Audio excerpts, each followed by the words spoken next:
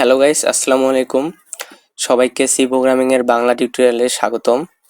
আমাদের আজকের বিষয় এসকেপ সিকোয়েন্স অ্যান্ড কমেন্ট। এগুলো নিয়ে আজকে আমি বিস্তারিত আলোচনা করব।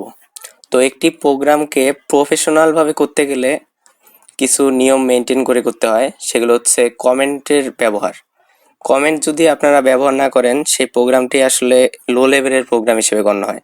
কারণ আপনি যে প্রোগ্রামটা করেছেন, পরবর্তীতে আপনি যদি আপনার নিজের প্রোগ্রামও ডেভেলপ করতে চান, তাহলে কমেন্ট ব্যবহার না করলে খুব কষ্ট হবে যে কোথায় কি করছেন এগুলো বোঝার জন্য।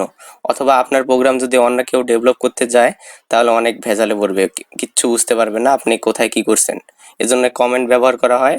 তো আজকে আমরা কমেন্ট নিয়ে বিস্তারিত আলোচনা করব। আরেকটি বিষয় হচ্ছে এসকেপ সিকোয়েন্স। এটিও একটি গুরুত্বপূর্ণ বিষয়। প্রোগ্রামকে বিভিন্নভাবে সাজাতে এসব ব্যবহার করা হয়।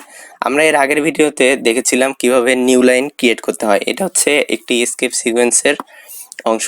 এই যে এখানে দেখতে পাচ্ছেন \n, এর দ্বারা নিউ লাইন ক্রিয়েট হয়। এটা আমরা আগেই দেখেছিলাম। তো আজকে আমরা আরো বিভিন্ন এসকেপ সিকোয়েন্স সম্পর্কে জানবো।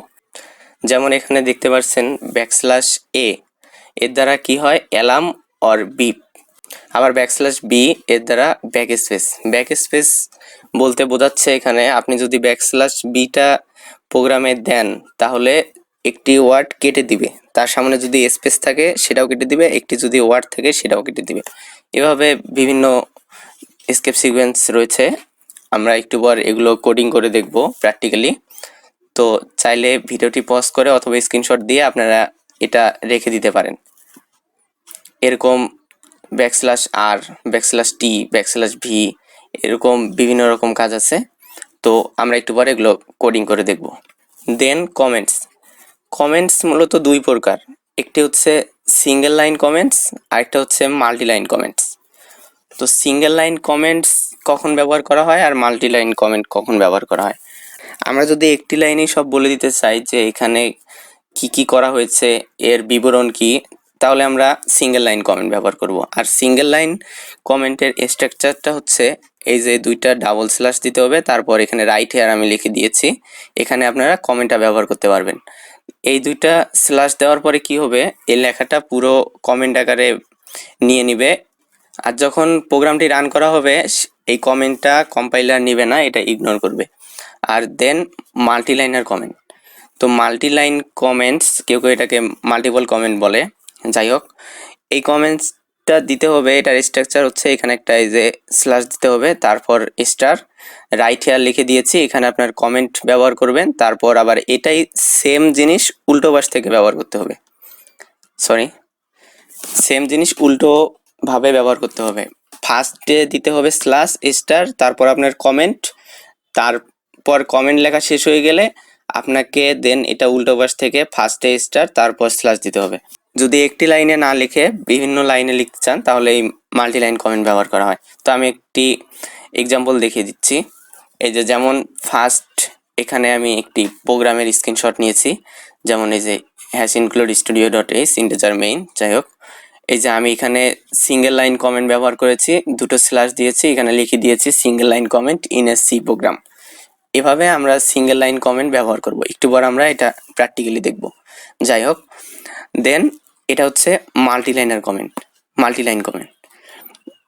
এই যে এখানে একটি স্ল্যাশ তারপর স্টার, আমরা এগুলো স্টার আমি এমনি সৌন্দর্যের জন্য দিয়েছি, এগুলো দিলেও চলে, না দিলেও চলে।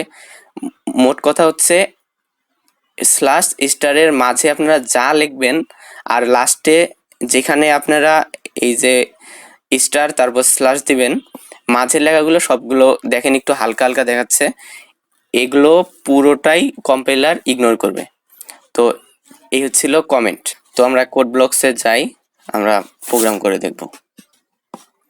আমরা কোড ব্লকসে চলে এসেছি। এখানে ফার্স্টে যে কাজটি করতে হবে, ফাইল, নিউ ফাইল, দেন এমটি ফাইল।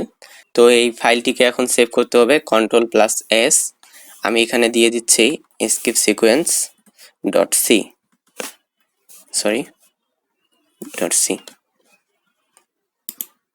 সেভ। দেন আমাদের ফাইলটি সেভ হয়ে গিয়েছে। প্রোগ্রামটি করার জন্য যেটি ফার্স্টে করতে হবে,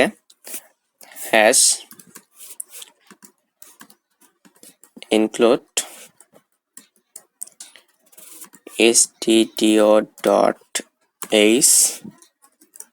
দেন আমাদের মেইন ফাংশন নিতে হবে। আর মেইন ফাংশন নেওয়ার জন্য যা নিতে হবে ইন্টিজার মেইন, আগেই দেখিয়ে দিয়েছিলাম। দেন ইয়েস, তো আমি চাচ্ছি এই প্রোগ্রামে এর আগেরটার মতোই আমরা আমাদের নামটি প্রিন্ট করব। তার জন্য প্রিন্টএফ ফাংশন নিতে হবে, print printf, দেন কমা কোটেশন। তো প্রিন্টএফ এর মাঝে কমা কোটেশনের মাঝে যা থাকবে সেটা কিন্তু প্রিন্ট করবে। তো আমরা এই প্রোগ্রামে কমেন্ট ইউজ করব। কমেন্ট ইউজ করার জন্য যা করতে হবে, আমি ফার্স্টে সিঙ্গেল কমেন্ট দেখিয়ে দিচ্ছি। আমি ফার্স্টে দিয়ে দিচ্ছি এই প্রোগ্রামটি কিসের প্রোগ্রাম। আমি ফার্স্টে দিয়ে দিচ্ছি এই প্রোগ্রামটির বিবরণ সম্পর্কে দিয়ে দিচ্ছি। এখানে সিঙ্গেল লাইনের কমেন্ট ব্যবহার করার জন্য এই যে ফার্স্টে দুটো স্ল্যাশ নিতে হবে। দেখুন এটার কালার কিন্তু একটু আবছা দেখাচ্ছে, তার মানে এটা কমেন্ট, বোঝা যাচ্ছে এটা কম্পাইলার ইগনোর করবে। এখানে দিয়ে দিচ্ছি, কিন্তু বোঝা যাচ্ছে যে এই প্রোগ্রামটি আমি কি নিয়ে বানিয়েছি। যদি অন্য কোনো কেউ এই প্রোগ্রামটি ডেভেলপ করতে যায় বা কোনো কিছু করতে যায়, তাহলে কিন্তু বুঝতে পারবে যে এটা কিসের প্রোগ্রাম। এখানে আমি লিখে দিয়েছি প্রোগ্রামের বিবরণ সম্পর্কে। এভাবে সিঙ্গেল লাইনের কমেন্ট ব্যবহার করা হয়। এই প্রোগ্রামটা এখন যদি রান করতে চাই তাহলে কিন্তু রান হবে না, এখানে একটু সমস্যা আছে। আপনারা একটু দেখুন কোথায় কি আছে। এখানে কোনো কিছু নেই, এখানে আমি দেখেন এখানে একটা সেমিকোলন দেইনি। তো এখন প্রোগ্রামটি সম্পূর্ণভাবে ঠিক আছে। তো এখন আমি রান করে দেখাচ্ছি কি হয়। রান করার জন্য আমাদের যেতে হবে বিল্ড অ্যান্ড রান। দেন এই যে আমাদের প্রোগ্রামটি রান হয়ে গিয়েছে, মোদাব্বেরুল ইসলাম স্বচ্ছ। তো এভাবে সিঙ্গেল লাইন কমেন্ট ব্যবহার করা হয়। এখন আমরা যদি মাল্টিপল লাইনের কমেন্ট ব্যবহার করতে চাই বা মাল্টিপল কমেন্ট ব্যবহার করতে চাই, তাহলে যা করতে হবে, আমরা ফার্স্ট একটি স্ল্যাশ দেব, তারপর স্টার, দেন পুরোটাই দেখেন ব্লার হয়ে গিয়েছে। যেখানে আমরা এটা আবার সেম উল্টোভাবে দিব সেখান পর্যন্ত কমেন্ট শেষ হবে। প্রোগ্রাম যা ইচ্ছা আপনারা দিতে পারেন, এখানে যা ইচ্ছা ইজি বিজি আপনারা দিতে পারেন আপনাদের ইচ্ছা মতো।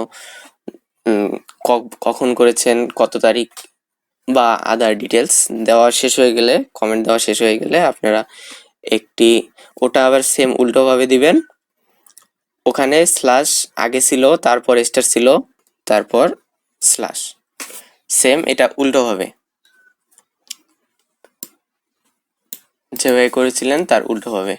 এটার ফার্স্টে স্ল্যাশ তারপর স্টার, আর এটার ফার্স্টে স্টার তারপর স্ল্যাশ।